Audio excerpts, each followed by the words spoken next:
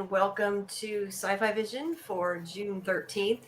Sorry, we're a couple minutes late. I know, Muncher. Sorry. This is why I need to start giving more of a buffer at the watch party. But when you're starting out with your finances, you want to see your money grow. Credit Karma can help you improve playing in the background more? I was going to say something was playing. I'm not sure what, but something was playing.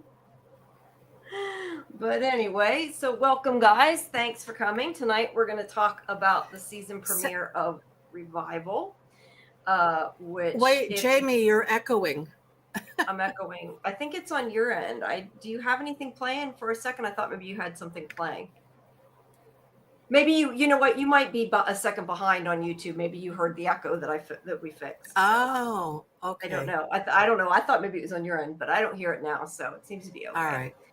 But everyone, welcome. If you did miss it, make sure that you join our Discord, and I'll put the link in the chat because we have watch parties before we do these. Can't type while I talk. I never can. And we had one right before, so make sure that way next week, if you come, you'll get to join our watch party as well. But yeah, we have this new show for Revival on Fridays, and of course, Laurie and I have Dead City on Sundays, and on Monday I have Midnight Murderbot with Scarlett, and on Tuesday we have our Roundup show. So make sure you check out our schedule, which is all on Discord. And I see Scarlett drop by for a second. Hi, Scarlett. Thanks for dropping by. So let's, I guess, get started. What did you think of the show, Laurie? I'll ask you first. I liked it. I thought it was really good. It was an interesting take on the whole zombie apocalypse genre. It was really good. It was much better than I thought. I didn't know what to expect. What did you think? I liked it a lot too. Like I've been saying, I did not expect it to be as serious of a show as it was, which is a good thing. I for whatever reason expected it to be more of a sort of comedy, I guess. So excuse me, geez, sorry about that. But yeah, it was more serious than I expected, but I really enjoyed it. I don't know much about the comic book other than what I looked up, before watching the beginning of the show. But I am kind of interested now to check it out since it's based on that. But yeah, I think it's a really good show. I like it. And obviously the people come back to life has been done before, but it is different than ones that I've seen before. So yeah, I am enjoying it. Okay, Bill says it reminds him of iZombie from a different perspective. Kind of. That's interesting. I hadn't thought about that. Kind of. Yeah, it's... For if anybody did miss it and are listening, we still appreciate you coming. But yeah, I mean, people come back to life, and they are supposedly, they seem to be, most of them anyway, the same. And it's within, I think it says, a 2-week period. Anybody who died, they all came back to life on Revival Day. So yeah. And thanks, guys. I'm glad you like the overlay I put together. I realized after I probably should have used that for Walking Dead. Are you playing YouTube again? I suddenly all of a sudden hear. Yeah, everything is okay. Yeah. Okay, sorry. Well, you'll probably hear it echo in a second then when it comes to your end. But yeah, I probably should have used that for Dead City. I didn't think about it till after, but kind of works for this. So. Yeah, I like it. I like the overlay. It's really nice. Yeah. I added it to the animation to get something before we started, so at least we got something new and something different. You guys, if you think of a title for this segment for Revival, please put it in the comments. And because I don't know, I'd like to try to make a different name and a logo and everything, but I didn't get quite that far. All right, so let's get started here. Okay, so we start off at the crematorium, and it's right before Christmas because I think it says 12/18 it happened, I believe. That was when Revival Day was. So yeah, it's almost Christmas. So we start out at the morgue, and this guy, I know I have his name later on here in the when she's talking to him later. I'm probably not going to find it. I hate when I do that. That's why I always try to go back and add the names earlier. Randy is the morgue attendant's name. Review. I like that, Bill. I like that. That's kind of cool. That's kind of cool. Yeah. I'll have to write that down so I don't forget. Because otherwise I will. No, I like that. Whoops. I can't tell you. But so it starts off with Randy, and he is being interviewed by this woman, Miss Tao. And she's recording what he's doing, and he kind of asks why she's doing it, because he says nobody really cares after people aren't upset over the people being dead. But she says that she's doing a piece on unusual jobs Right. in the town, and clearly this is quite an unusual job. But I don't know that I'd want to go record a morgue attendant, but that's what she's doing. So he's like, okay, so And he's a very talkative guy. He likes his job. Yeah, he seems to. He does seem to. And by the way, I realized I took like 150 pictures, so I probably have way too many. I'll have to scoot through them. Sometimes I take not enough, sometimes I take too many. But I guess I should go back one. They start hearing knocks on that's not the incinerator. He puts a John Doe into this incinerator. And also, surprisingly, I didn't get a picture of it.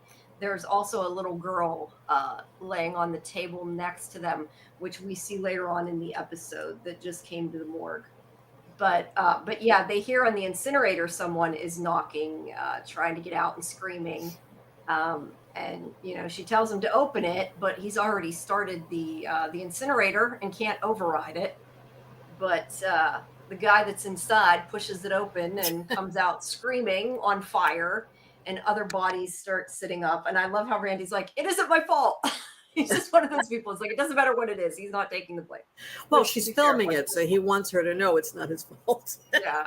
I don't think he made him come back to life, but obviously they don't know what's going on. And, it was really, I guess, fortuitous that she happened to be filming it at that moment, right? Right. But yeah, so this is the start of Revival Day.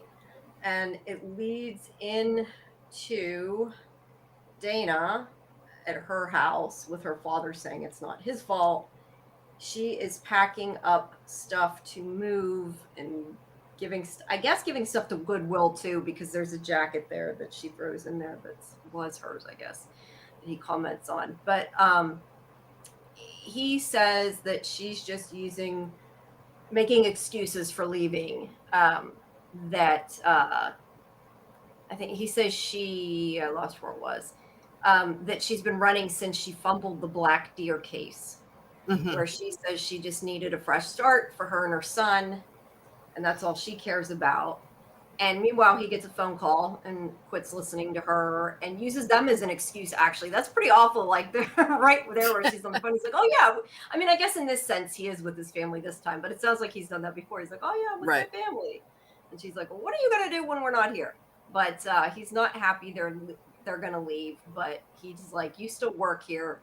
So she agrees she'll go into. Did they say where she's moving to? Like what state? She was looking at a postcard for Chicago, so I assume Chicago, but they never outright said. That was just later. It was on her desk. But he gets this call, somebody freaking out, and he's like, "You still work for me. You got to, just got to give him at least the 2 weeks so he has time, and he needs her help." And she's like, "Did the apocalypse start?" And it's like, kind of. Not that he said that, but we're thinking kind of. But he's going to get somebody to watch her son because he needs her to go out and go see what's going on with Randy, which they never actually show her getting to the morgue, but that's where he sent her, I guess, because that's who Randy is a morgue attendant. But she finally agrees that she will give him 2 weeks. You're right, Bill, helicopter dad. Yeah, and maybe grandfather too, considering Cooper's there. Oh, I didn't even realize that, Scarlett. Today's Friday the 13th. That is a good one to start with. Yeah. Thank you. Yeah, good. That is cool. I didn't even notice that. But yeah, so she agrees she will go. But what we actually see is her going towards, I don't know, maybe she was heading for the morgue and she just found this on the way there. But she stops because people start getting out of the graveyard and coming at her and asking for her help. Since she's a cop, including this little girl who asks, she's like, "Have you seen my mommy? She wants help." And you can hear somebody else saying, yelling that they were buried alive. So, yeah, clearly they have woken up and she doesn't know what to make of it. And yeah, so. And they all seem very confused, like they don't even know what's happening with them. Yeah. I mean, this is the beginning of revival day, but yeah, they just woke up in their graves and they're like, what am I doing here? What happened? Like the one said he thought he was buried alive. I mean, clearly I don't think he really was supposed to be. I guess it's possible, but I'm guessing he just died and didn't know it. Right. Because I mean, a lot of people die instantly and don't necessarily know it. Yes. So you wouldn't always know it. But I took a picture, even though this is the opening, just because I think this image is so cool. I don't know if it's exactly what it's supposed to represent. Maybe that everything's connected. I don't know. I wanted to know what you thought about it, but I think it's a pretty cool picture. Yeah, it shows that there is a connection between life and death, I think. Because you have the skull in the middle. Also religion. I mean, there's a cross. And then it looks like there's a wedding band. Yeah, wedding band, which may be later. And handcuffs. Symbolizing the police, right? Yeah.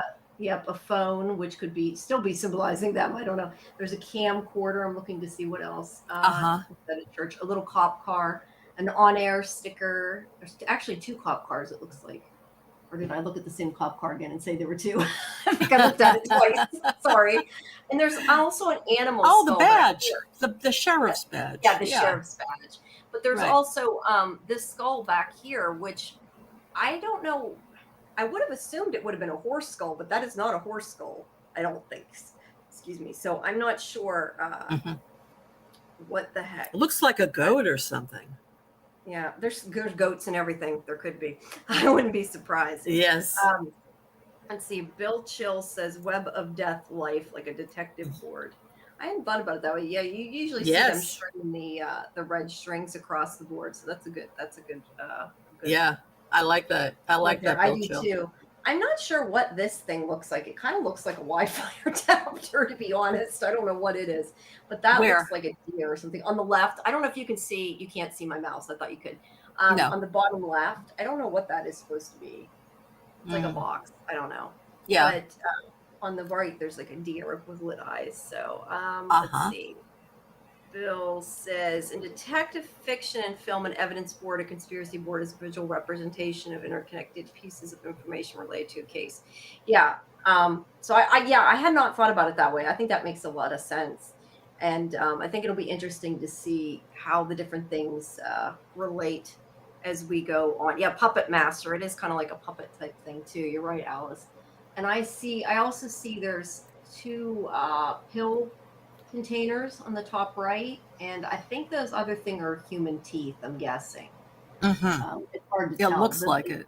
The thing below the church, I'm not sure what that is. There's a couple things I'm not sure. I probably should have taken a couple more, but I didn't intend to necessarily dissect it. I just thought of it now as I'm looking at it. Oh, we can do that the next time. We can blow it up and take a better look at it. Try to take it from different angles. But I like honestly the whole imagery period, because I know in the key art, some of them, the ones that don't have the wording and you can see more of it, there's like the yellow flowers everywhere, which you can see here next to the skull. It's out of focus, but there's like a little yellow flower. I can't remember what kind of flowers without looking. I want to say maybe daffodils, but that might not be right. They're yellow. I'm looking. Hold on. I'm opening the picture. Oh, I shouldn't have done that. It's going to try to open it in Photoshop. It wasn't a JPEG. It was a bigger file. Sorry. Yeah, they were daffodils. So I don't know if the daffodils have a point or they just look cool. I'm not sure, but right. But yeah. And hi, Alice. Hi, everybody. Thank you, everybody, for coming. All right. So we get the city of Warsaw. And I thought she said Warsaw when I first heard Warsaw, Poland, when I first heard it. Yeah, no, Warsaw. I think they pronounce it Warsaw. Warsaw. Yeah. It's in Wisconsin. It's in Wisconsin. Not that I can do an accent, but it's in Wisconsin. Right. And the person on the news says that it has been 35 days since Revival Day. And this is kind of, although it's just a little clip on the news, it gives you some important information. which is, like I said, 35 days. Also, that the town lockdown has been lifted by the mayor, whose name is Ken Dillage. And they're allowed to leave, but they're still quarantined, and they can't, like, they can leave their homes, but they can't leave the city. There are like I couldn't think of the right word, but like when you check different checks on the road on the way out. Yeah. Driving What check, do they call it? Checkpoints. Right. Checkpoints. There we go. Checkpoints. There we go. Checkpoints. So they can't leave the city, but they can at least leave their homes now. I guess for 35 days they kept them in, which is interesting though, because it makes you think of, or at least it makes me think of, like when we were all stuck in for COVID and you couldn't leave. And yes. That was not fun at all. And it's interesting. It's only affecting this one town, right? Nowhere else this is going on. Right. It's, as far as we know, it's just this town. Hey Jen, thanks for coming. Hi Jen. Yeah, they do also make a point on the news of saying that so far they have 47 identified revivers. That's what they call them, and that there is a registry that the sheriff has put out trying to, I don't think at this point they're forcing people. They're trying to get them to sign up and say, if you know anybody, for you to sign them up. I kind of feel like putting people on a list like that is only heading for trouble. We know that from other shows. It usually doesn't go well. So I guess we'll find out. But they also have to do it to monitor them, right? Yeah. I mean, these are people that died and came back to life. So they have to keep tabs on them. They do. But so far they seem normal. I'm just not sure that separating this group of people is going to end up, But what about that lady, which we'll come to later in the episode? Yeah. I mean, I understand why they did, but at the same time, it's probably going to end up bad. Right. Anybody who died, and they sort of say this really quick here, I don't know how many people picked up on it, but anybody who died within 2 weeks leading up to Revival Day on the 18th is who came back to life. So they had to have died within those 2 weeks. It wasn't just random people that woke up. It was like the recently dead. Right. So yeah, that's probably the cross from the opening, maybe. I'm curious if the church, maybe that specific church is important or not. I don't know. All right, let's see. Let me scan through here.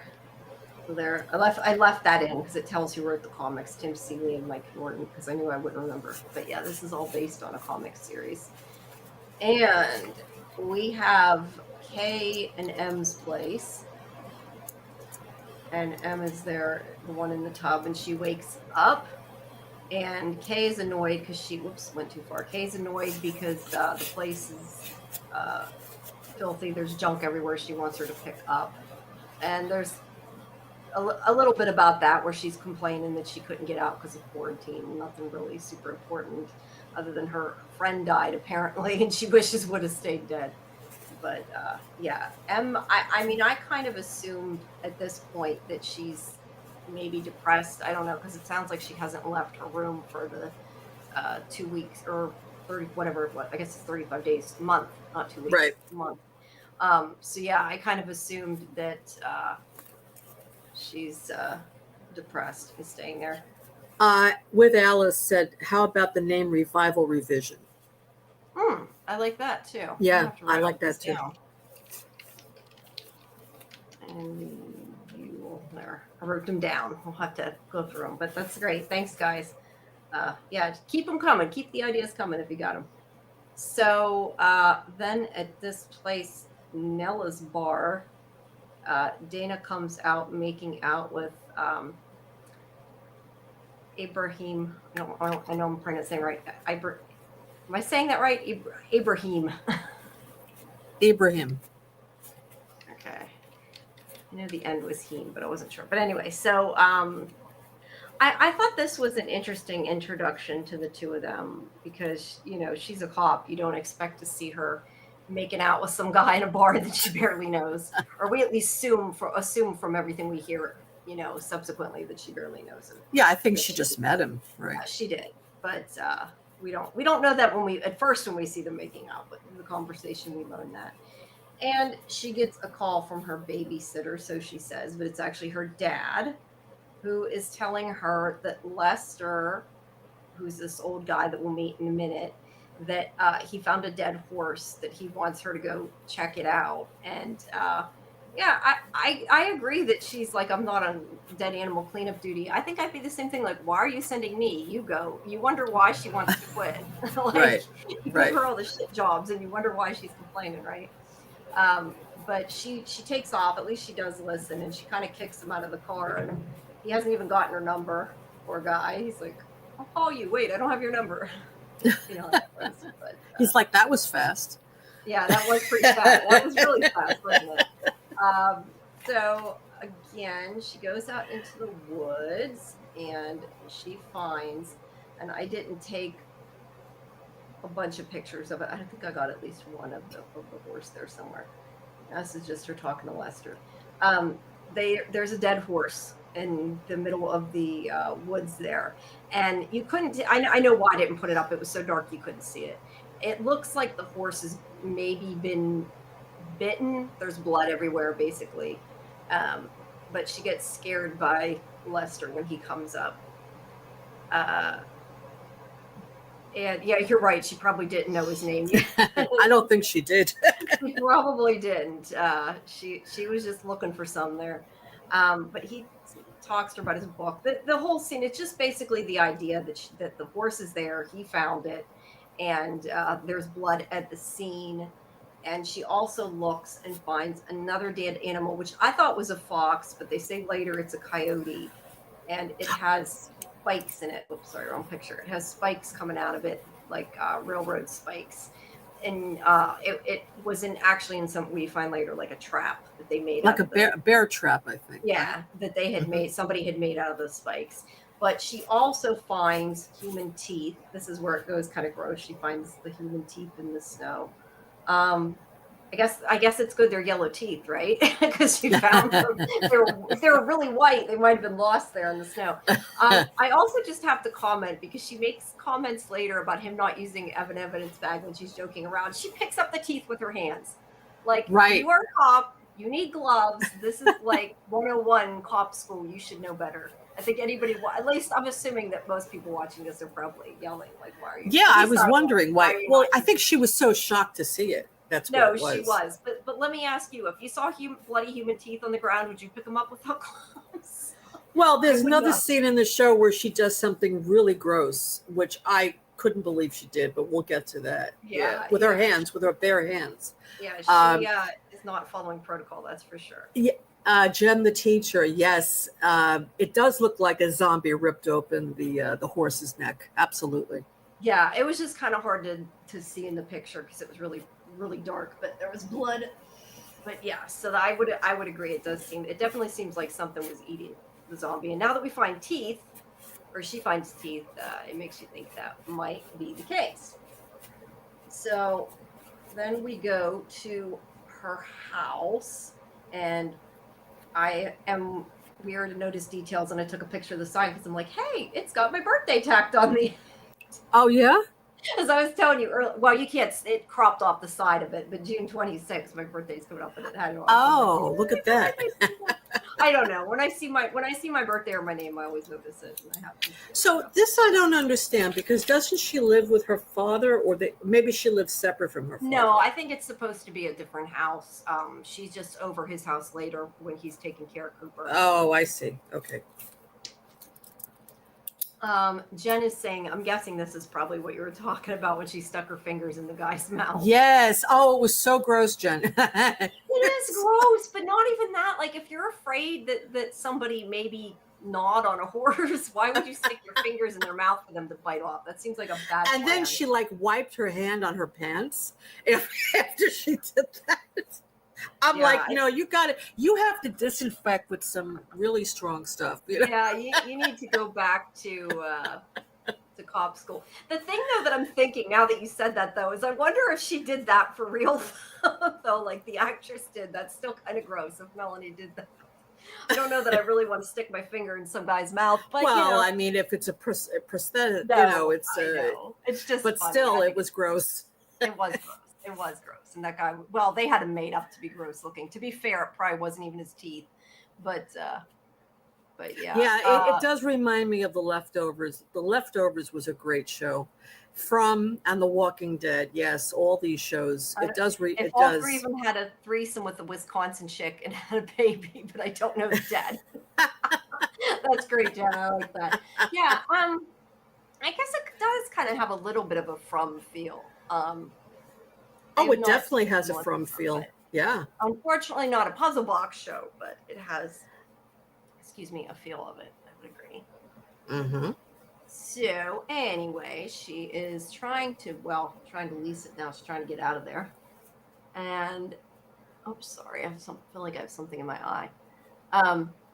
So she is, that's talking about the guy on TV is talking to the mayor, one of the revivers, and they mentioned the task force and the registry, but that's not super important because we mentioned that. But she is getting him ready for school, and he kind of worries about going back to school, but she tells him it's all fine.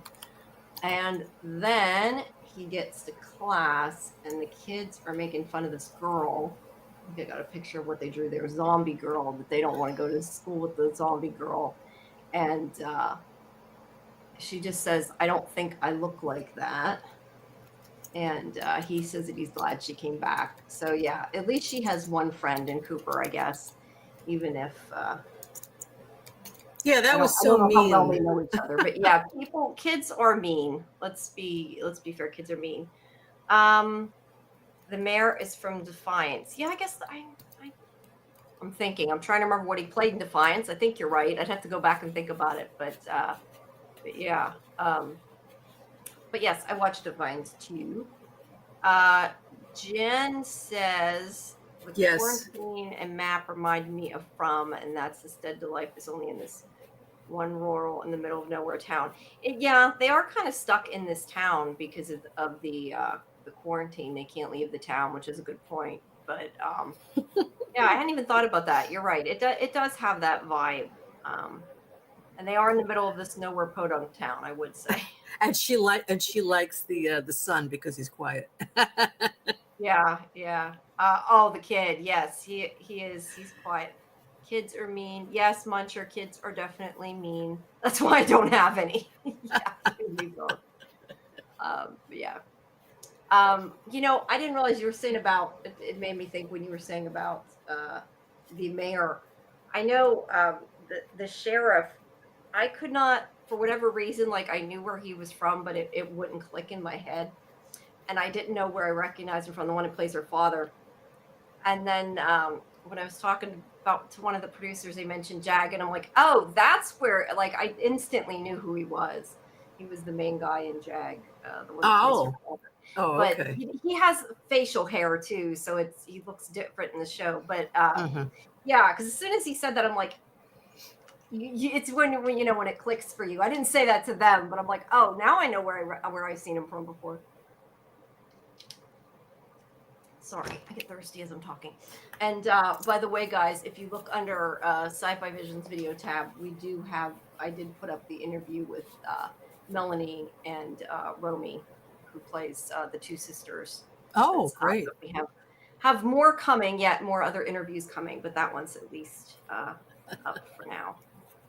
Jen and guys, don't forget to like and subscribe to both of our channels as well. Yes, please make sure you guys like and subscribe. I teach kids, and I hope I change them a little so they're not assholes as an adult. I hope so too. Yeah, kids can be cruel, but if you're good teachers, hopefully write them around a little bit, at least as much as you can. So you have a hard job, Jen. Yeah, I was gonna say you have a hard job with these kids, but yeah, hopefully they're maybe not quite as well. I don't know. We don't really know these kids are that bratty. They are to her, but we haven't really seen much of them yet. Right. So let me ask you a question. I'm a little confused here. Yeah, sure. Why are all these people gathering now after the fact?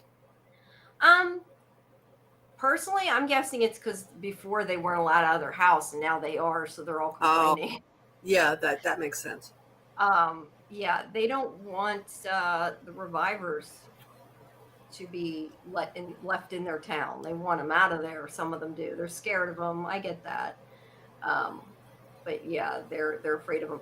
I like though that there's that little. It's just a dumb little joke, but it's cute. Whenever there's the one woman's telling her about this other lady that dresses in black, and she's like, "No, Tina just likes the Cure. She's not a reviver." Yeah, that was cute. And then she talks here to the woman that works at the front desk. I don't know her name, but Mrs. Shaw. Whoops. I thought I had a picture of Mrs. Shaw. I guess I don't. The woman there that you can't see her face that I thought I had a picture of, Mrs. Shaw is talking to her because she's trying to find, well, she's hoping to find her husband who passed away, but he passed away like the day before people started coming back to life. And she's trying to find him, and is like, why isn't he, woke up? And obviously nobody has any answers for the poor lady. This lady that she's talking to, is that Blythe Danner? She looks like Blythe Danner. No? No, that's not Blythe Danner. I don't know. No, not her. The other one. The one she's talking to.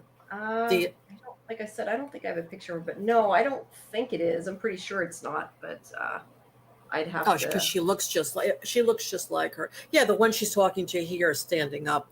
Yeah, I'd have to see her again later. Yeah. I don't believe so. Okay. Yeah. See, it took them. Yeah, they had 35 days to grow balls. You're right, because they did not come to complain. Well, they couldn't come to complain before. Yeah, that's right. So let's see.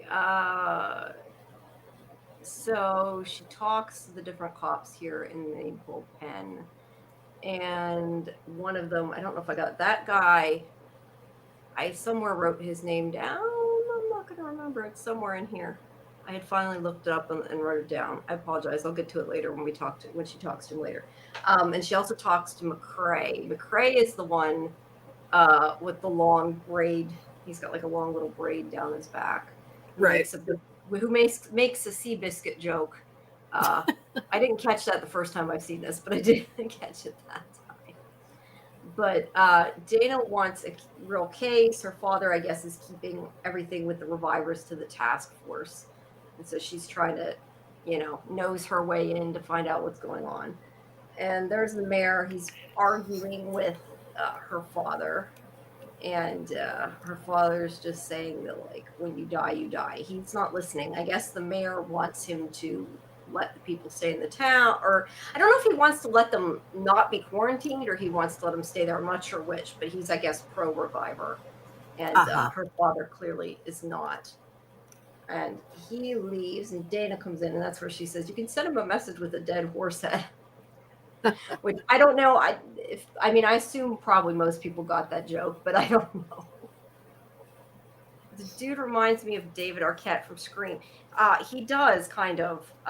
He's like sort of this, country guy. The one she was talking to that I don't have his name right here, but I'll find it here somewhere. There it is. He does. Carlisle. Deputy Brent is the guy's name she's talking about. At least I think that was him from the cast list. It didn't look the same in his Internet Movie Database picture, but I'm pretty sure that was him, Deputy Brent. So she does, the Godfather reference. Yep, that's what I said. I think most people probably got the horse joke there. Yeah.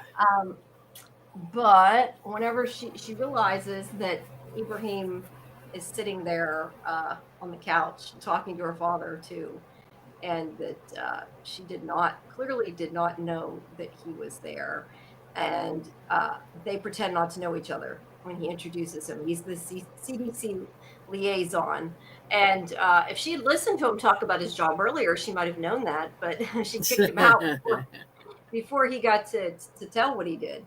But they pretend they don't know each other, and they just sort of act a little weird because he asked her after if she slept with him, which I think was really funny. Oh, yeah, I was going to say that is so inappropriate of him to ask her that.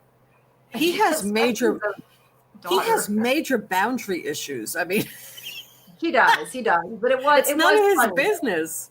I would say it's none of your business. That's what I would say. Well, I mean, I would say maybe she shouldn't be connecting with the head of the CDC, but she did not know that it was, he was going to be part of the case. Let's be honest. Right. But regardless, it's not his business to ask her.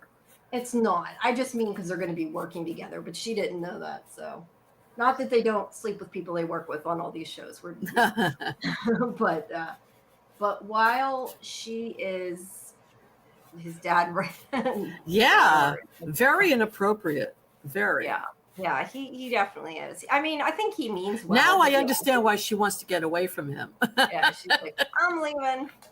I'm leaving. I'm getting away from you. Yeah, helicopter dad. But as she's talking, I think I have a picture of it here. She takes and steals there it is. She sneaks the reviver list off his desk while he's not paying attention.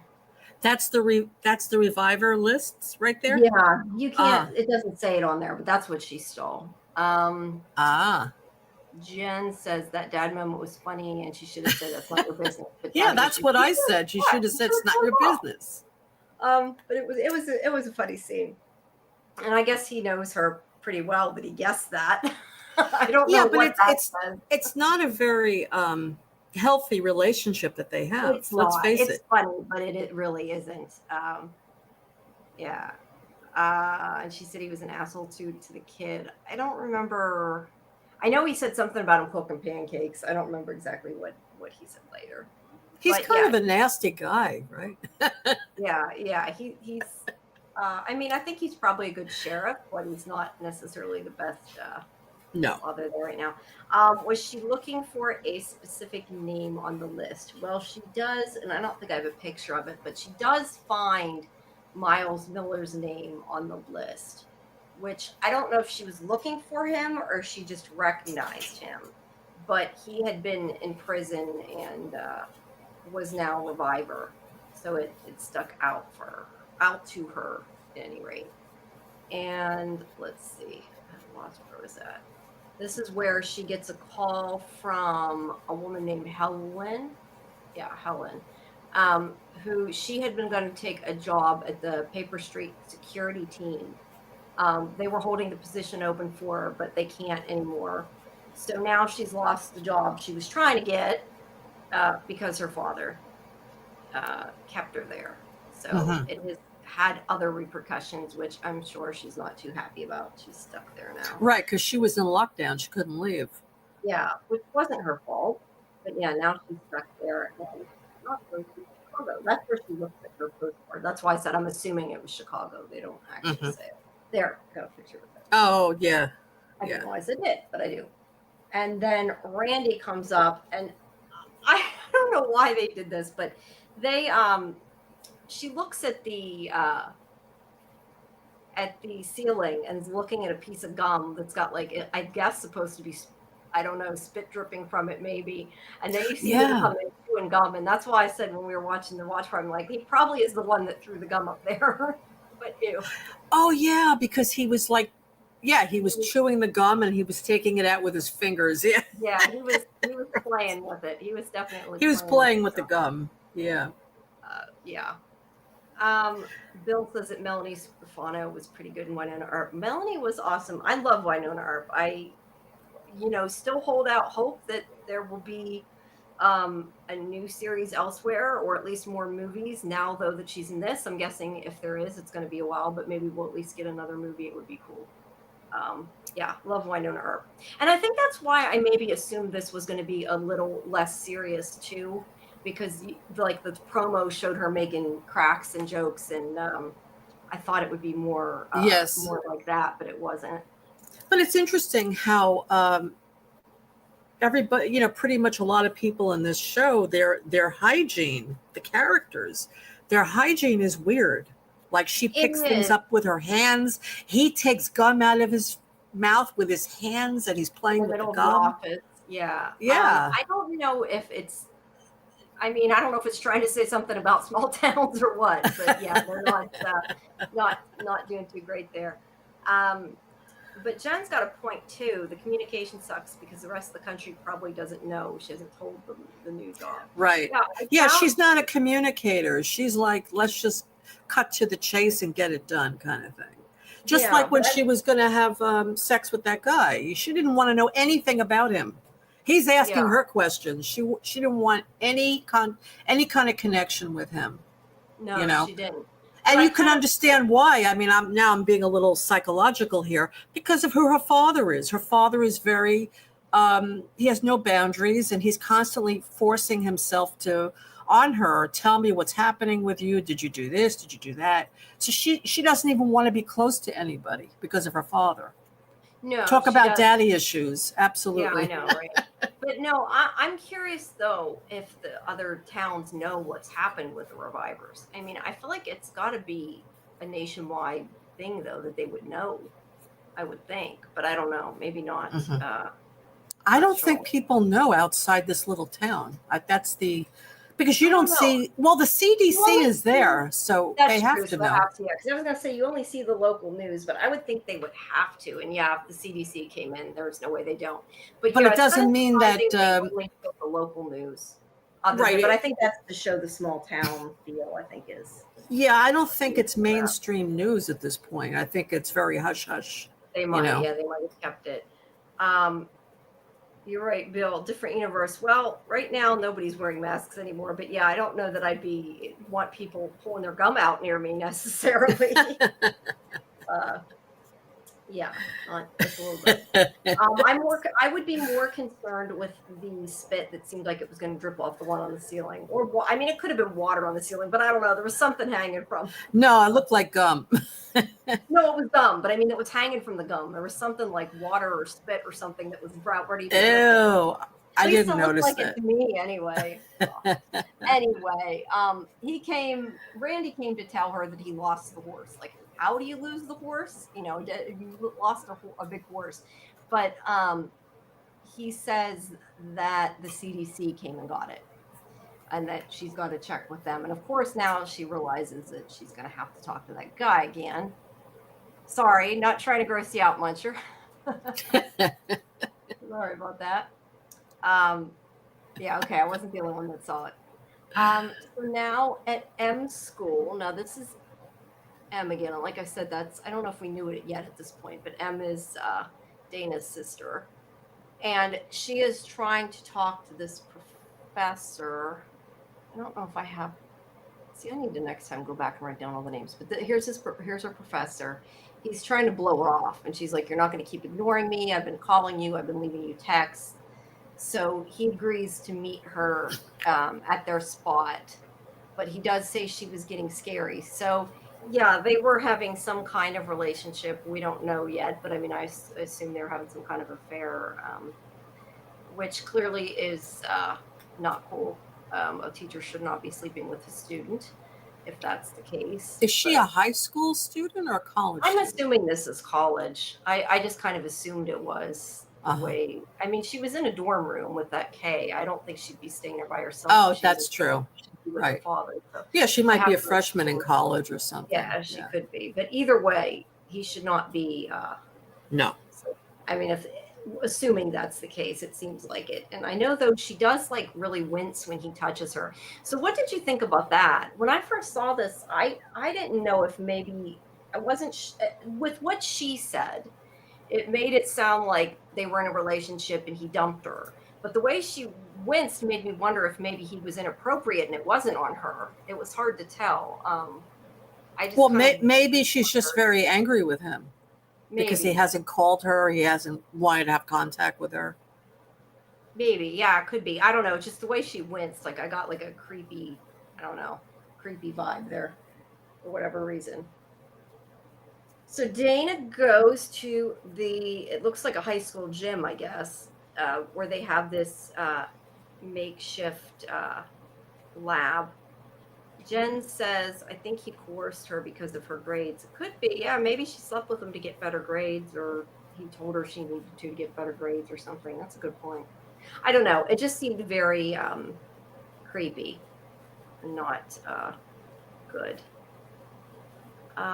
M shrug may be a zombie. Intimacy shrug, feeling warmth. Maybe. I guess it could be that. That's interesting. Yeah, I hadn't thought about that.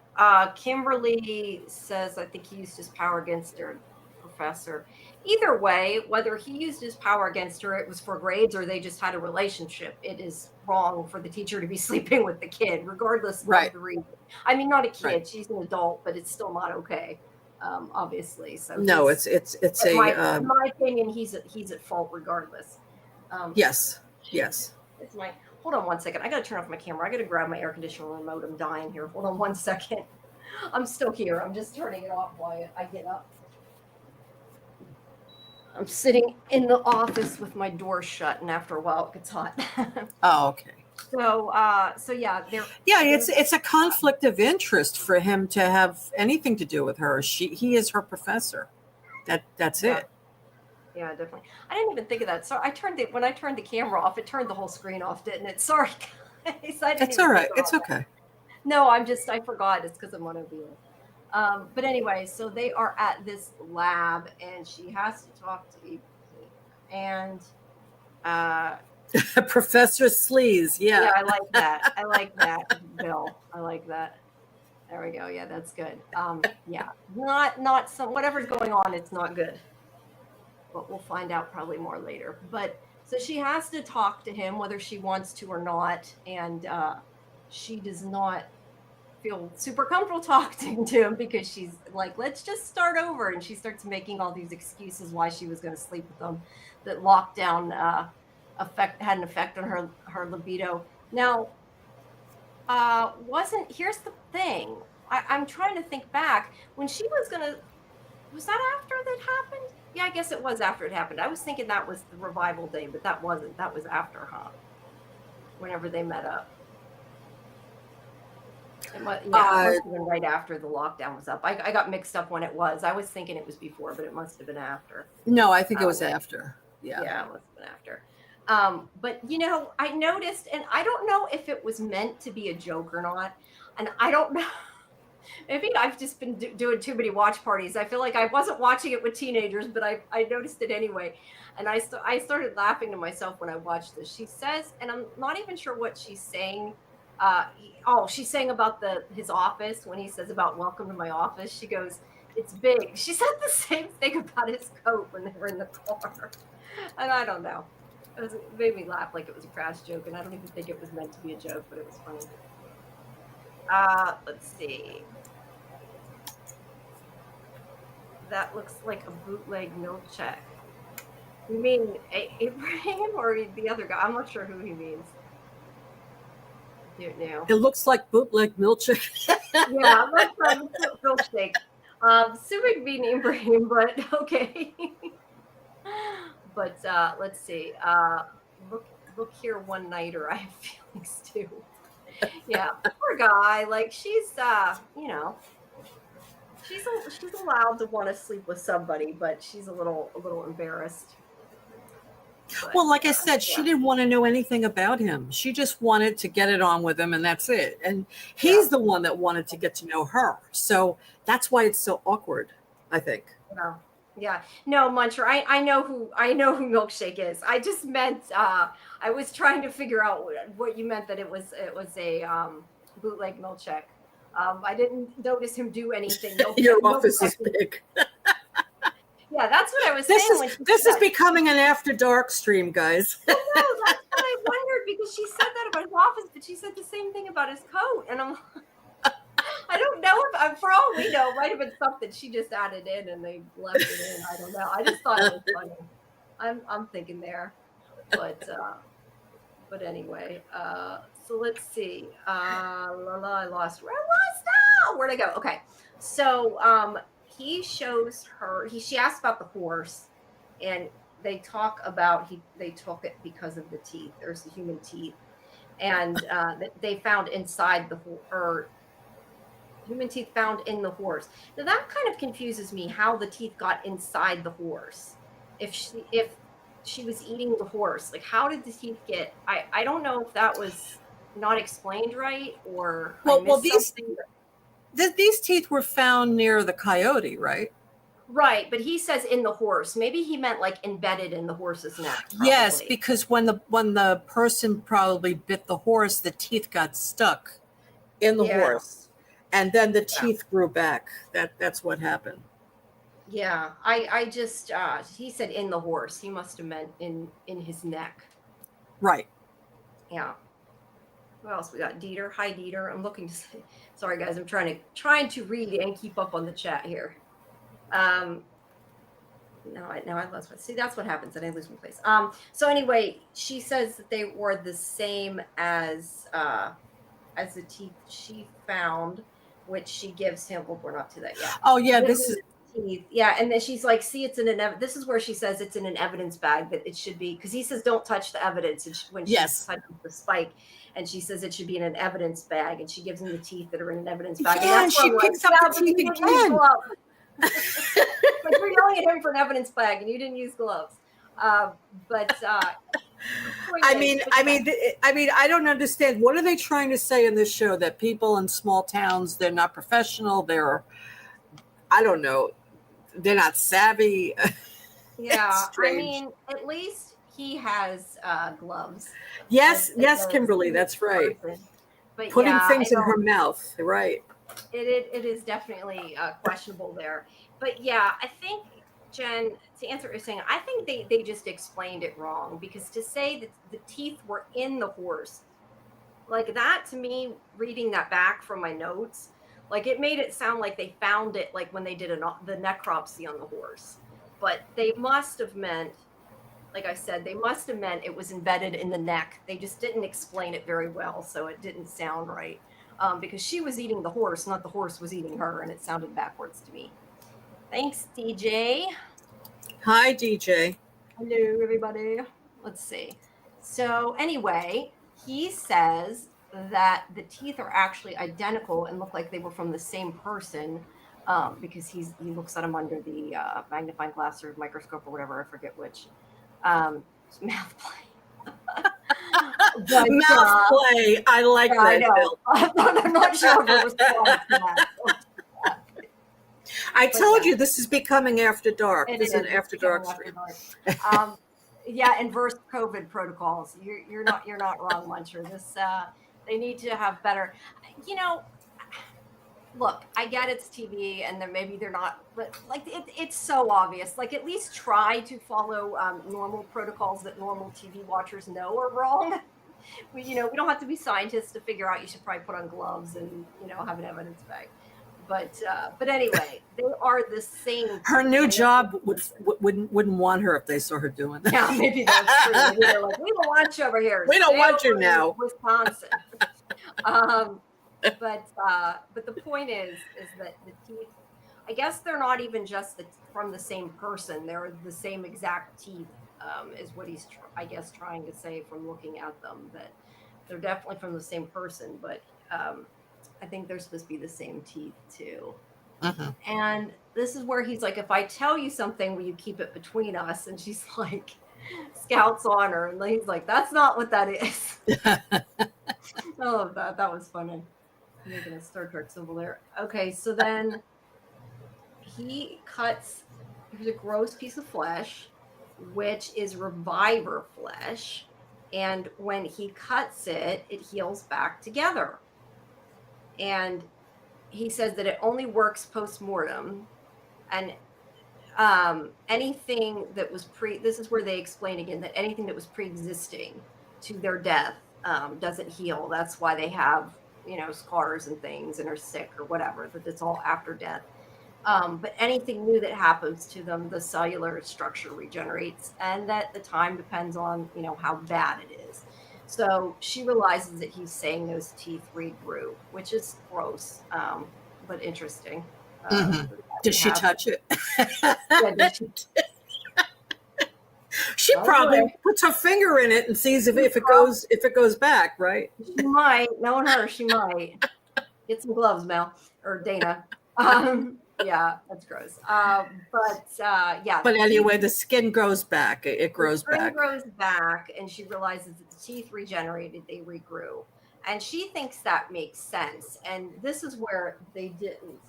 What's wrong with these characters? I don't know. They need to go to TV cop school, I think, a little bit there. But yeah, I don't know. You just kind of have to ignore it. But I just thought it was funny because it is funny.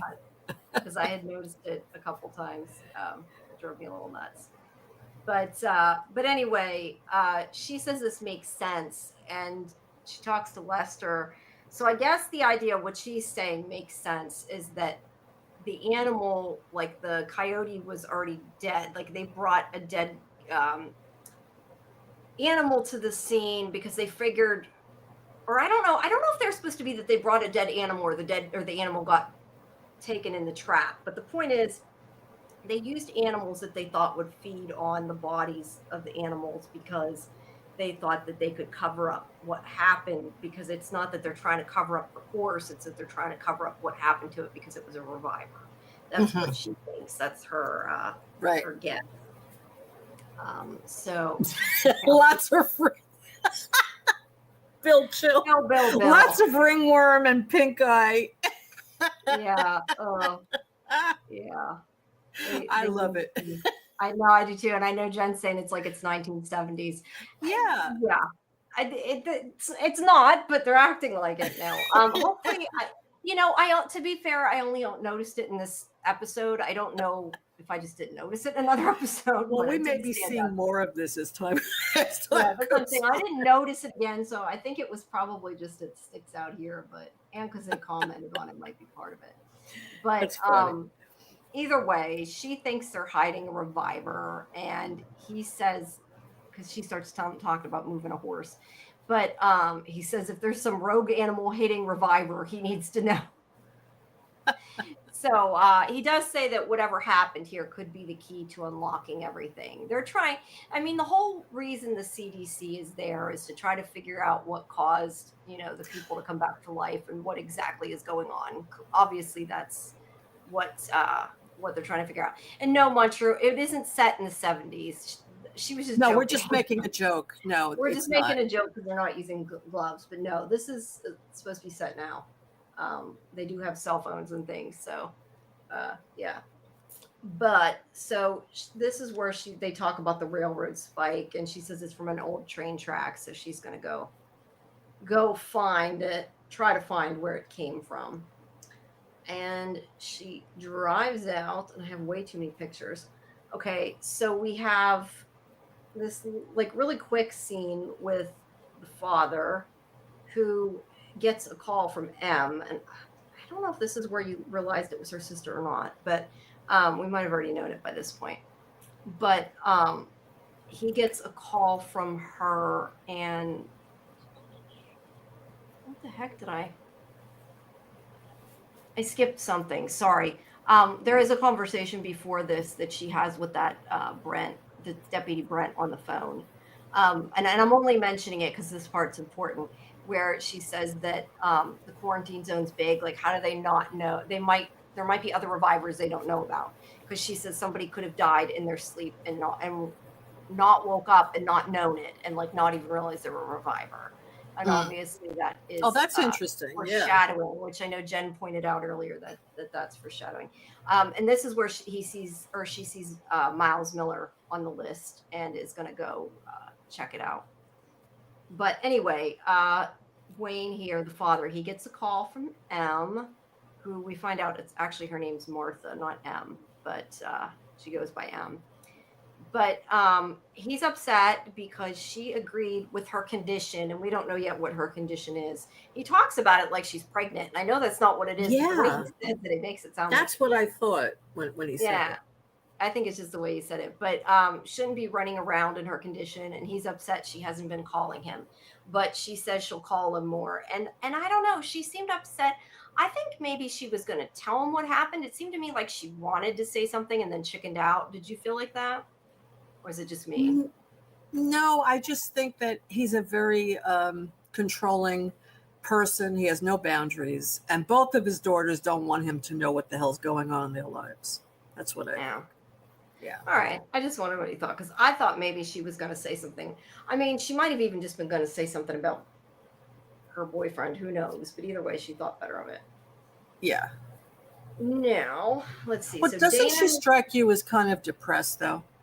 Yeah, that's what I said at the beginning when she was in the tub. I think she stayed there the whole month by herself. I got the opinion that she was there. So yeah, maybe that's what he means by her condition. Maybe she has a psychiatric condition, or she needs her medication or something. Yeah.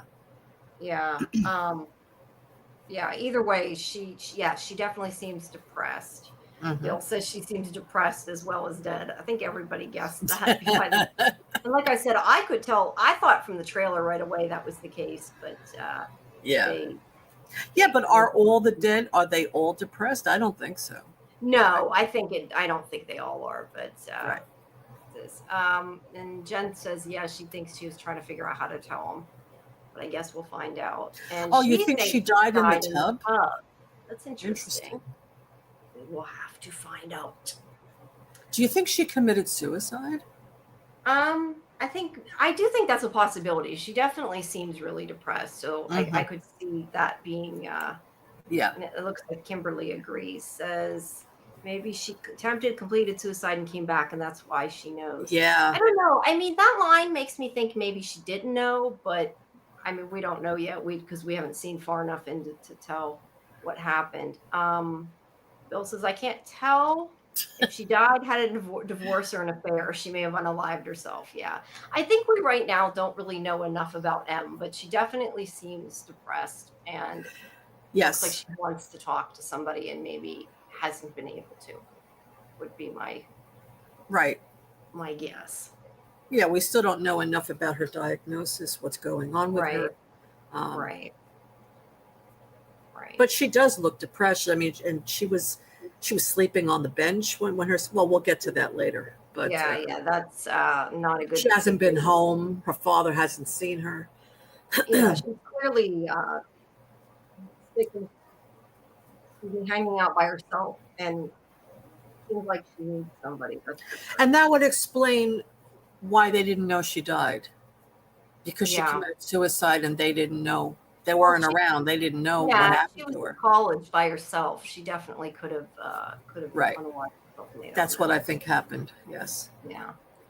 So Dana follows the tracks, the train tracks, or I don't know if they meant the train tracks or the trap. I'm not sure, but she follows it down there, and we see this axe. And I know the kind of like you don't leave the axe there.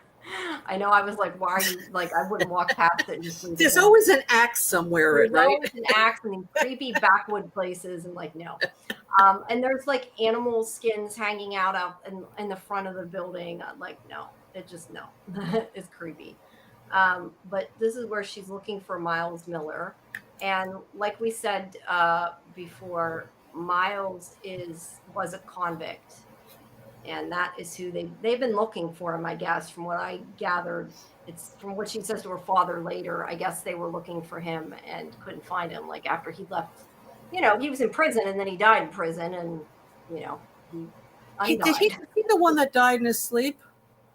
I forget what they said. I think it said in his sleep. They said he had a heart attack. Yeah, he died in prison, and then they sent his body out, and now he's out of prison, and that's why they can't find him. And to be fair, I kind of feel a little. Look, I don't know. I kind of felt a little bit bad for the guy because he did serve his time. I mean, although some people when they go to prison they get multiple life sentences. I don't know what his sentences was, but you go to jail once. You don't go if you die. That's not their fault. That's right. And Bill says, I think Miles will become a fan favorite character. Maybe. He's creepy, though. I will say he's quite creepy, but he is funny. So she finds him and she knocks him down. They fight because he has the axe, right? When she comes back, he has the axe. So he swings it at her and then she ends up knocking him down. And he's like, you're not taking me again. And then that's when he falls with his arm in the bear trap. And she has to help him get it out, and when she does, it heals. But she arrests him, and that's where I'm not sure what I don't know if she really had proof to arrest him, but I guess she thinks he took the horse. But I do think this is funny because she's asking him about the horse. He has no clue what the hell she's talking about, or at least he says he don't. And he's like, I'll get you a horsey. What are you talking about? Where's that horse shit? I'll get it for you. Don't take me back to jail. I'll get you a horsey. Yeah. I'll get you whatever you want. Just don't take me back to jail. And this is this is that gross scene with his mouth. Fingers in his mouth, and she's like, "Are your teeth growing back?" I guess maybe she didn't. Did she stick them in his mouth, or just do that? Well, but she's getting saliva on her fingers. Yeah, his saliva. It's gross. Yeah, either way, it's gross. But like I said, I don't think it's his real teeth. So, but yeah, gross.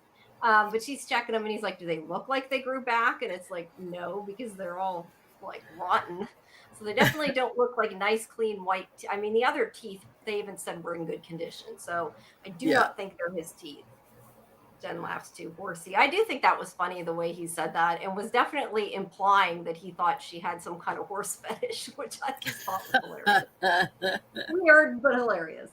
You want a horsey? I'll get you a horsey. I'll get you a horsey. I'll get you whatever you want. Yeah.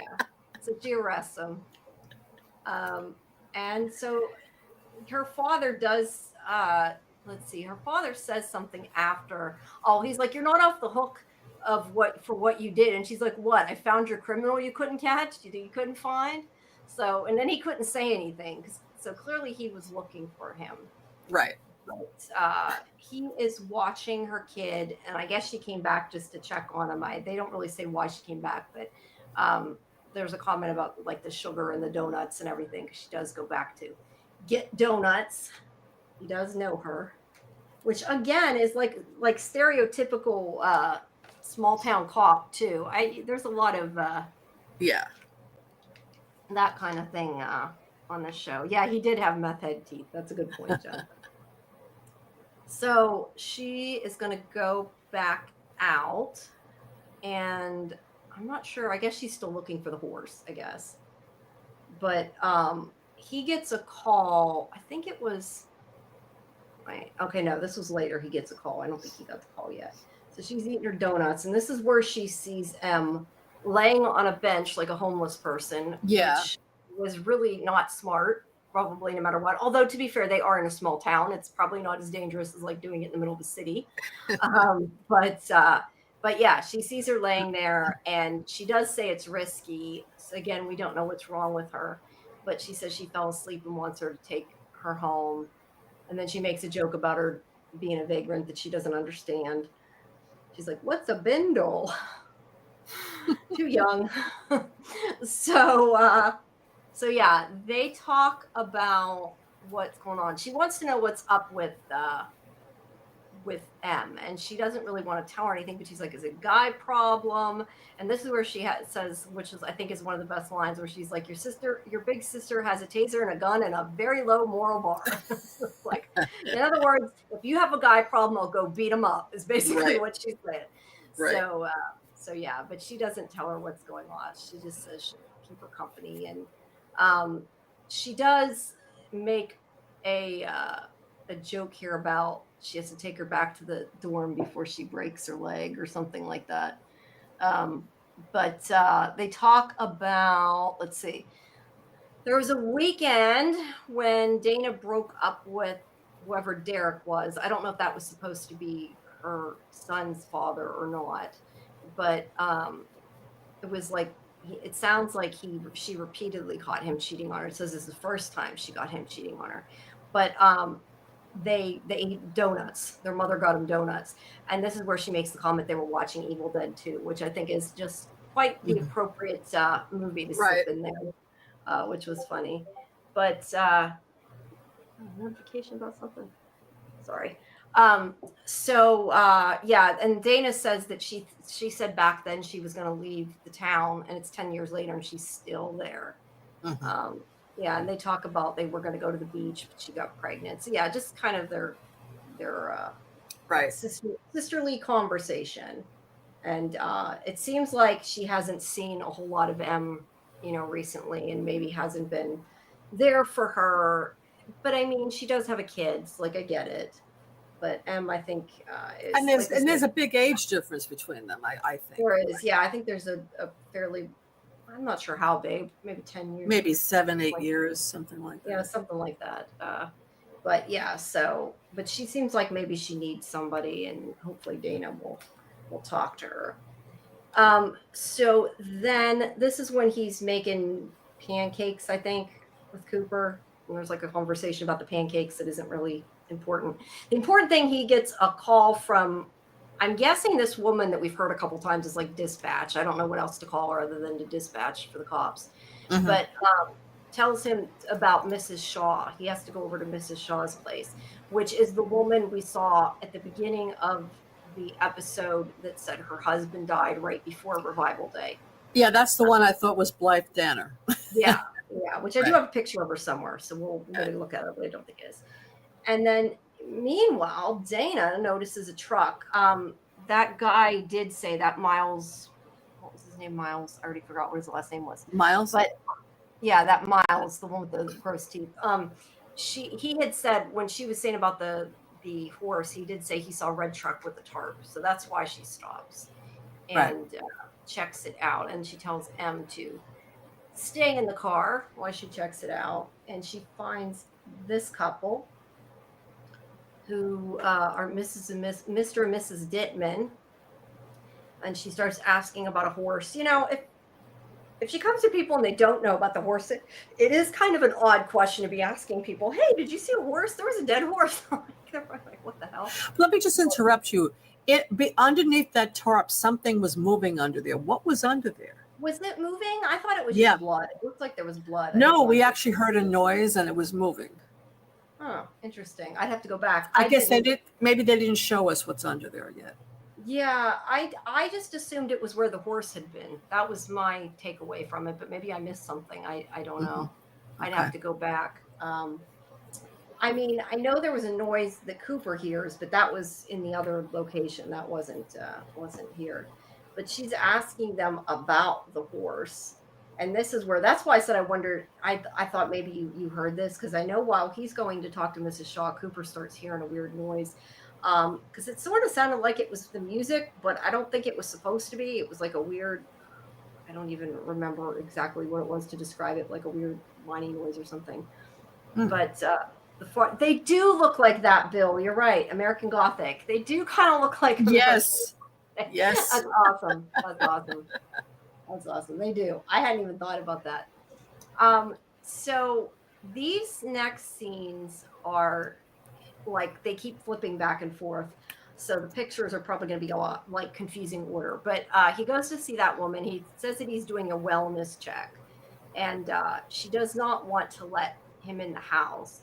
And he sees, I don't know, again, because they're going to be out of order. I don't know if it's right there, but she's meanwhile talking to that couple. But there it is. See, now that's that's like her. Yeah, no, it doesn't look like her now. It doesn't now, but that's not like that. But she has, I mean, I don't know. I figured kind of right then what was going on. Did you figure it out? She has dirt all over her fingers. So I figured something. Yeah, but I didn't really think that was what it was. I wasn't really sure, I'll be honest with you. But yeah, it looks like she was digging in the yard. Yeah, I assumed, I mean, I right then kind of figured maybe she dug her husband up. Though I got to question how she could dig a body up. She's a little a person's body would be in a graveyard because at least most places are not legally allowed to bury human remains in your own yard. So they're not. Well, she probably has a car, and I don't know how she was able to do it herself, though. Yeah, I mean, not that it's important. The important part is that she was, digging her husband, but. Bill says Mrs. Shaw is realistically creepy grief. Yeah, I felt bad for her. I really did. Because that's really gotta suck bad. And not being flippant, being serious. Like, you find out that like all these people come back to life and the person that you love died a day before. It's just really, really sad and tragic, I think. And I can understand her. I mean, I don't know that should have made her go nuts and dig up his body. But maybe she's just waiting for him to come back. She's making it easier for him. He will. She hopes he will. Whatever. But yeah, she is sad and wants him back. But let me ask you a question that I don't understand. All these people that came back, did they all die before a certain point? Or I guess I missed that. Yeah, that's what I said earlier. It was on the news. It was very quick. They mentioned it. It was all the people that had died within 2 weeks of Reviver Day. So anybody that was like recently deceased. So her husband died when? Her husband died a day before that. Because it says something like, I think it was the 18th was Reviver Day, and like the 4th. Like her husband did say before her. She said her husband died before the 4th. I know she said that. So it was like right before he was dead. Right before the 2 weeks before. Yeah, a little bit before the 2 weeks. So it was past the cutoff. Yeah, they all died. Jen says they all died between December 8th and 18th. Ah. So, yeah. And I think she said something like he died on the 4th or something. It might not have been exactly 2 weeks, because I think she said if they died before the 4th. So that makes me think maybe it was like about 2 weeks. I don't know. But yeah, they had to have died within that time period. Mm-hmm. Yeah, December 4th through 8th. Okay, yeah, December 4th through 8th. That is 2 weeks. So yeah, 14 days. So yeah, she got that widow's strength. She misses her hubby. Yeah, and that's why I said, like, it's I do think, where'd it go? Oh, Jen was saying I wonder if she's a reviver with super strength. Maybe she killed herself because her husband died. That would be interesting, and I had not thought of. Yeah. That actually Good makes point. some sense. That makes some sense. The only thing, well, yeah, she would have had to kill herself obviously before she knew people were going to come back. Although that would be, I think, even more sad, wouldn't it? Like, that would be even more awful. Like, not only did her husband not die at the right time, but then she unalived herself and came back. Like, that would be so awful. God, I hope not. That's even more sad. I don't want that. That's even more sad. But that's very possible. That would make a lot of sense, actually. It would make sense. But either way, she's been digging in the dirt is the point. And so he's because there are some people that came back that are not on the registry, right? They're just not. So she could be one of them. She definitely could. Mm-hmm. I don't know. I guess we'll have to see if we see her again. But yeah, that is a possibility I hadn't thought of. But meanwhile, Dana is taking care. Oh, there he comes in. That's why I said they're all out of order.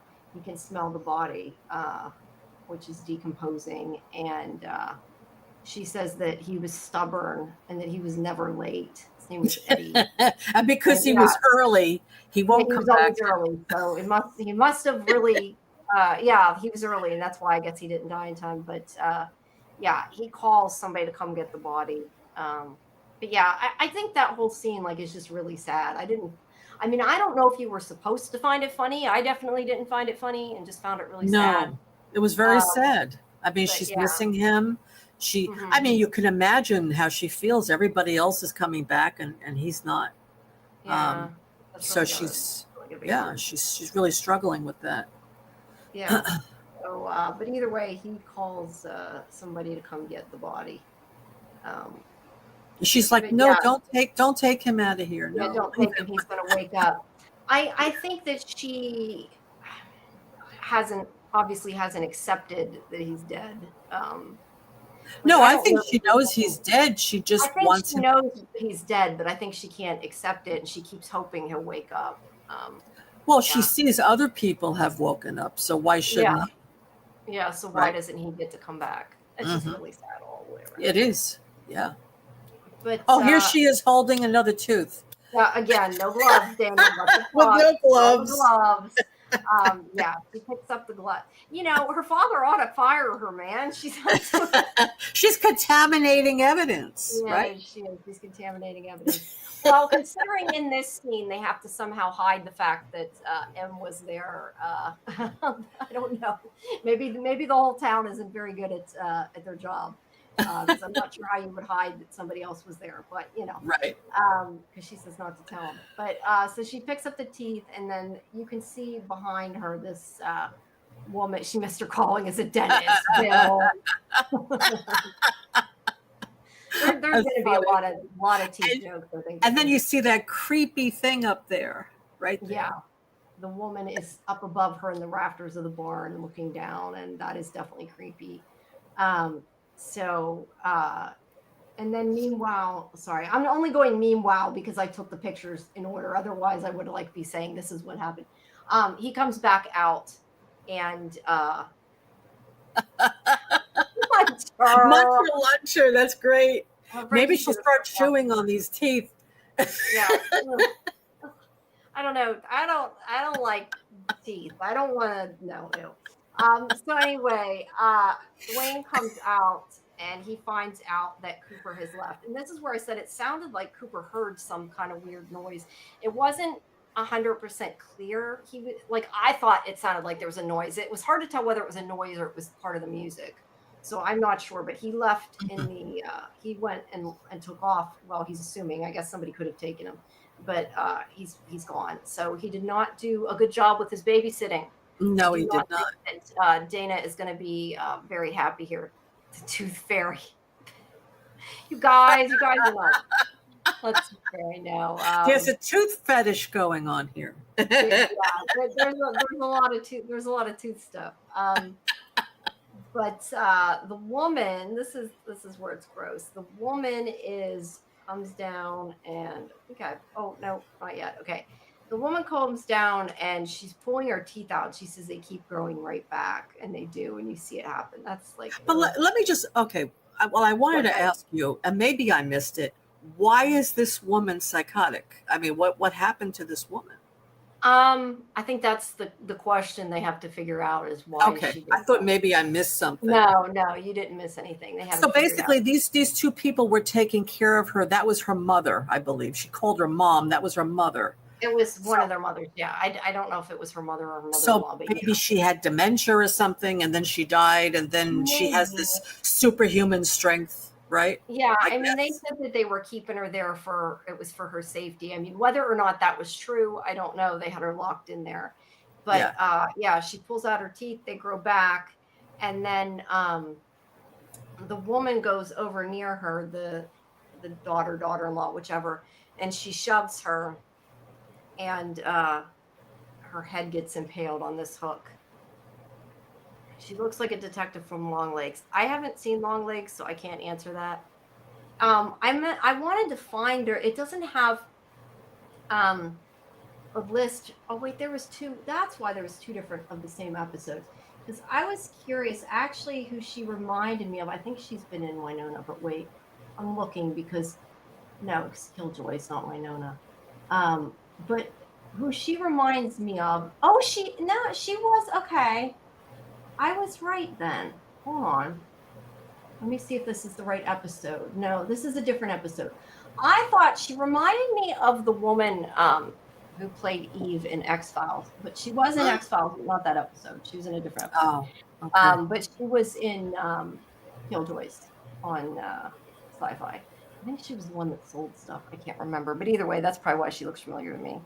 But I don't know about Longlegs because I haven't seen it. Jen says, why is she like a zombie, but the other revivers aren't? Yeah, I mean, I don't think she was decaying or anything. I'm assuming by zombie, you just mean because she's like attacking. I'm guessing is what you mean by that. Because like she's not decaying like a zombie or anything like that. But yeah, I don't know. She's different. I think that's what they have to figure out is why. So do you think she's the one that killed the horse then?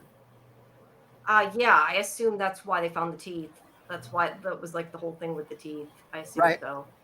Hi, Tress. Hi, Trace. I always say Trace. I don't know if it's Trace or Tress, but hi. So I think it's Trey. It's Trey. Trey. It might be Trey. I'm wrong too. Probably is.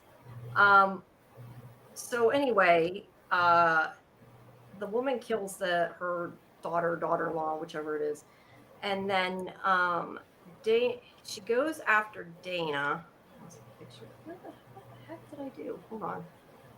I got the wrong picture open. There we go. And she goes after Dana, and the guy tries to get her off because that creepy face, man. That's gross. Tries to get her off, says like, "Don't go near her," and I think she throws him too across the room. I don't know. Yeah. Did they know what happened to him, or she just threw him? I don't think she grabbed his face and threw him, but yeah, I don't know what she did to him. I think she killed him because he didn't get up. Yeah, I assume so. But she shoots at this woman a couple times, and M hears it from the car and comes in. And see, but she looks like a zombie to me. Okay, she has that grimacing look. She looks angry. She's, it's not like the other people that we've seen. She looks angry, but she doesn't really look decayed to me. I think they just tried to make her look creepy. I mean, maybe I'm wrong, but well, she probably wasn't dead. I mean, these people weren't dead that long. They're only dead a couple of weeks, right? So She wouldn't be decayed, but she seems like that's true. Maybe she had dementia, because no, she very well might have. I don't know. Because sometimes when people have dementia, of course everybody's different, but sometimes they become violent and they have personality changes. So it's very possible she had some kind of dementia, and then she died and she came back and she's the same way with this dementia. It's possible. Yeah. But worse, because now she was killing people, right? Yeah. And she somehow has some kind of super strength, which isn't good right either. So yeah. But either way, M comes in, and because she starts choking Dana, I went a little bit too far. She starts choking Dana, and M has come in, and M takes no wait, first I don't have a picture. She swings the scythe at M. I know that, but that's when she heals. So she swings the scythe at M. M chops her head off. I don't know what the order is in there, but she chops the top of her head off with the scythe. And that's creepy as hell. She lets go of Dana, and she crumbles, she falls. It was really, the special effects were pretty good, though. Yeah, right? They were pretty good. But M has been run through with a scythe, but she starts to heal. And I think, I think at this point we all kind of figured that, but she's okay. And she just says, "Don't tell Dad," and that's how it ends. Mm-hmm. And she saved, and the old lady was choking the cop, Dana. She was choking her. That's how strong she was. Yeah, and then that's when M came up and killed her. Emma, it's M, because her name's Martha, not Emma. M came up and swiped the scythe across the top of her head and took her out. So yeah. And she says, "Don't tell Dad." So yeah, she's been hiding this, clearly. I just wanted to comment, Bill's saying that maybe that woman is patient zero and just like a carrier, and I don't know, is more important. I guess we'll find out whether we see her again or whether she's dead. I don't know, but the point is how, like, she has to somehow hide the fact that M has been impaled there and that she's healed. I mean, she's covered with blood. I guess it could be the woman's blood. It could have sprayed on her. I don't know. I'm gonna have to figure out a way to cover up what just happened, at any rate. Well, there's no witness. Everyone's dead. True. If that guy's dead, that's true. But they got to call backup, though, either way. Actually, she might have already called backup. I feel like at some point she might have called backup. I can't remember. But oh yeah, so maybe she's wearing a sweater. She could take it off. I mean, I don't know. That's she could turn her sweater inside out. She could say, "Oh yeah, I got blood on me from this woman." Yeah. Yeah. Look, in a town that they don't even wear gloves, I'm not sure I don't think they're even going to know. I'm not sure how great their DNA game is. So yeah. And she doesn't want people to find out, so they've got to do something. But yeah, they probably can somehow fix it, I guess. Right. But, so that's just it. People don't want to be on a registry because then everyone's looking at you and they're waiting for something to happen, right? So she wouldn't want her sister to go on a registry. Right. And plus, if they're finding out that maybe, not all of them came back normal, we don't know, because you're right, she could have just had Alzheimer's. We really don't know at this point. Right. But if something is wrong with that woman, that could be potentially bad for her sister later on. Now that they're tagging these people, and I mean, it makes me think a lot of I want to call it Mutant X. It's not X-Men, with like them, making everybody come forward that's a mutant, and kind of the idea of they're different, they're less than, and therefore they're bad. And I don't know. That's where I think it's probably going, and definitely the opinion I got of the show and what it was about. Yeah, like the kids in the class, they drew that picture of her, and it's like they're making fun of her, that she's not the same. She's not like them anymore. She's different. Yeah, they're gonna maybe she's slower. Maybe she's worse. Yeah. It's, well, I mean, to be fair, like, I understand people being scared. No, they're looking down on her that she's different. No, they are. The kids are. But I mean, kids hear from their parents, I'm sure, to some extent, like they pick up what their parents say. But I'm just saying, like, I understand like making them be registered in that, though, like adults being scared of them. Like I understand, because I'd be scared if people came back to life. So would I. So like I get it, especially if you found out somebody did what that woman did, I'd be even more scared. And then I definitely would be for a registry, right? We have to keep tabs on these people. We have to see what's going to happen with them. Are they going to become killers? Are they psychotic? Are they, but I'd be, are they just who they used to be, right? Yeah, well, it seemed to be, except for that woman. But if I was Dana, I would be at this point scared for her and what could potentially, happen. It's hard to know what's coming, but yeah, it's scary. It's scary. So, guys, what did you think of the show? Why don't could we do a poll? Ask people what they think. Is there another show where people came back from the dead? Yes, this is that show I was telling Jamie about. The Returned. I love that. The Returned. It was a great show. And they came back. They were different. I don't remember. I saw the show so long ago, but they were different when they came back, and people were creeped out by them. Yeah, well, there's also the show Glitch. That's the one Kimberly is mentioning, and that's the one I was talking about before, that I've seen. And it's about, I think they were aliens that came down and took over their bodies. I don't remember, and I'm trying to figure out how to put a poll. Okay, so the Returned is the Returned was like 10 years ago, I think. There was a French version and an American version, and I like the French version better, but I mean it's in there are subtitles but it was great. I don't remember it though because it was so long ago, but it was great. I remember I really liked it though. I think there were 2 seasons of it. I think, like I said, I feel like I might have seen the very beginning, but I don't remember because I think the one guy if it's the one I'm thinking it is, I think the one guy from Lost was involved, and that's why I watched it. I don't remember. I have to look back and see. Hold on. Let me see what it's called. If it's the one I think it is.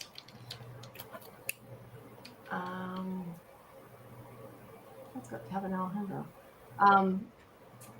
Carlton Cuse, yeah, that's what I thought. I think I saw the beginning of it. I think I watched for that reason. Name? But Carlton Cuse. Oh, okay. Who worked on Lost. I remember watching it and everything, but I must not have watched very much of it. I don't remember much of it. But I did watch Glitch. I did like Glitch. That's a completely different show. Bill liked the episode. What do you want me to put for the poll? For the poll? Yeah. Liked, meh, like so, and not like.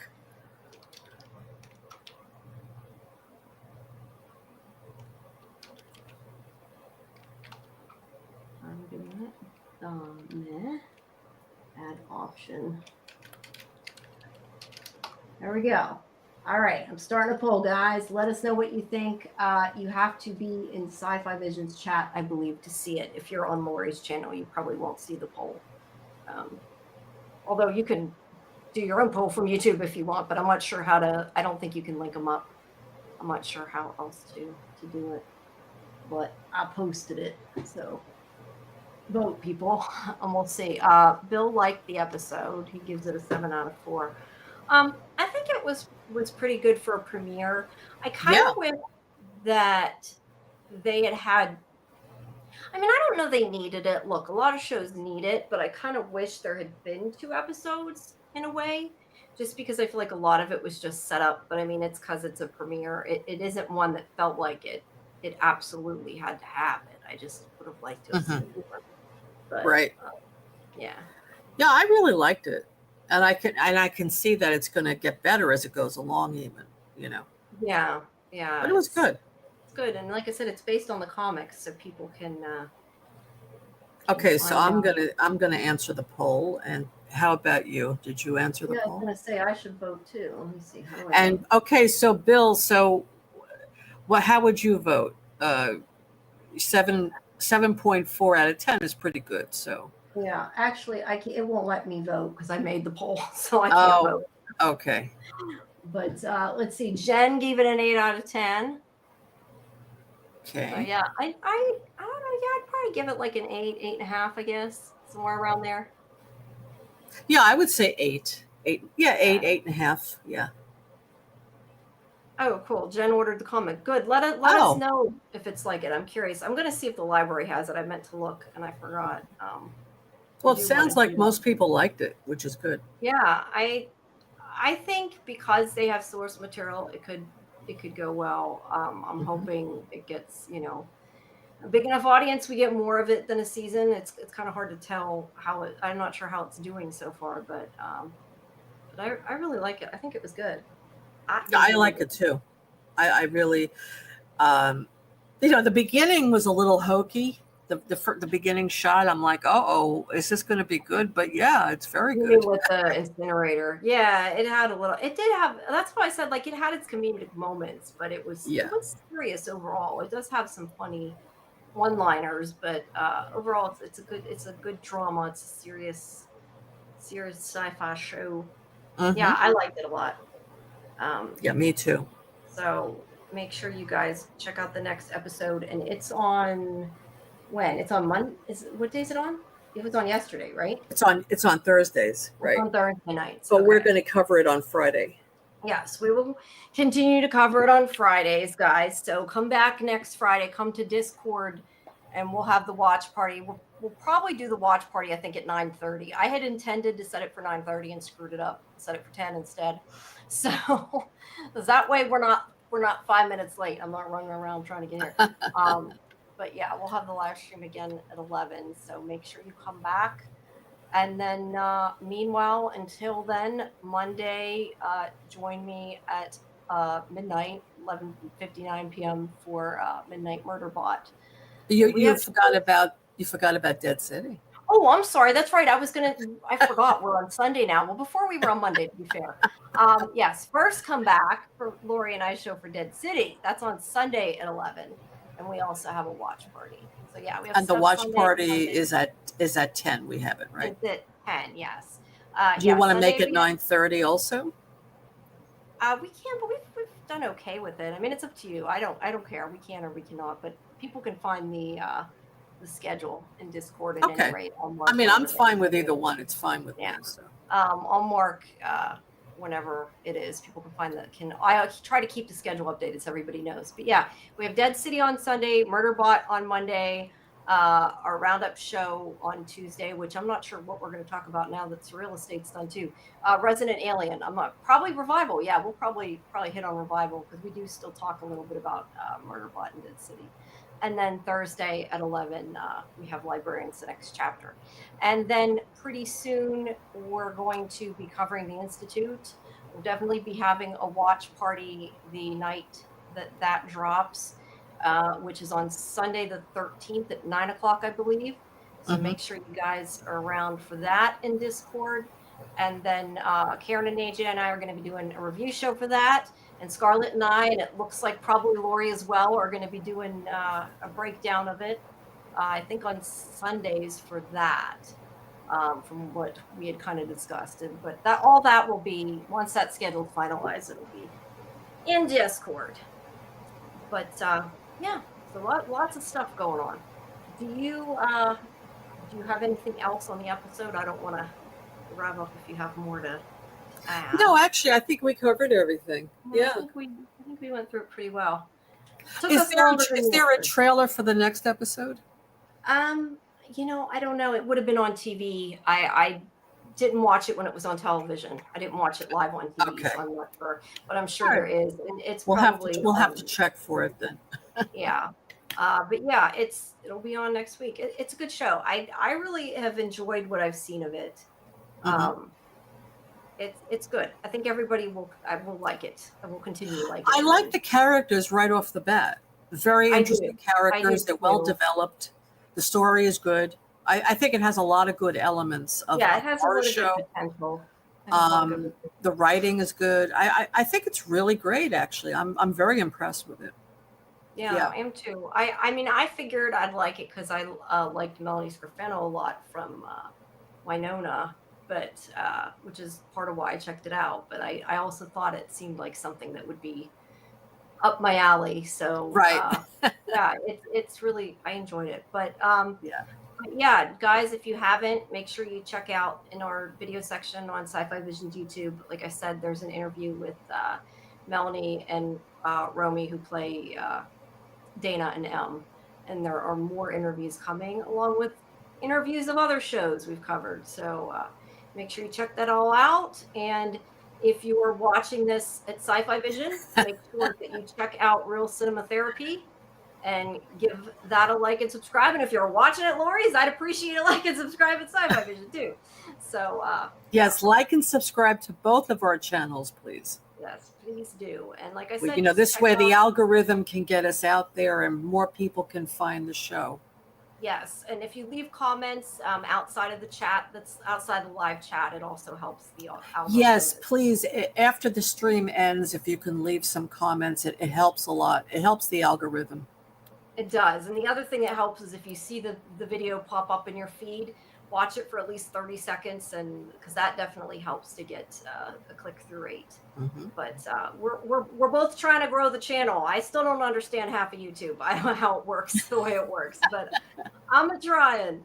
And I know you are too. So yeah, but it's interesting.